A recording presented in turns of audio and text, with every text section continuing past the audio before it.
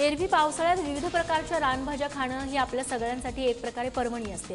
पण रायगडमधल्या सुधागड तालुक्यामध्ये हीच रानभाजी एकाच कुटुंबातल्या तिघांच्या जीवावर बेतली आहे। रासळ गावातील खाडे कुटुंबातील तिघांचा कुलूची भाजी खाल्ल्यामुळे मृत्यू झालाय। कुलूची भाजी खाल्ल्यानंतर खाडे कुटुंबातील तिघांना उलट्यांचा त्रास व्हायला लागला। यानंतर त्यांना रुग्णालयात दाखल करण्यात आलं। उपचारादरम्यान तारामती खाडे यांचा सुरुवातीला मृत्यू झाला, तर पती आणि मुलगा अनिल यांना ठाण्यातील रुग्णालयात दाखल करण्यात आलं। पण उपचारांना साथ न दिल्यामुळे या दोघांचेही प्राण गेले।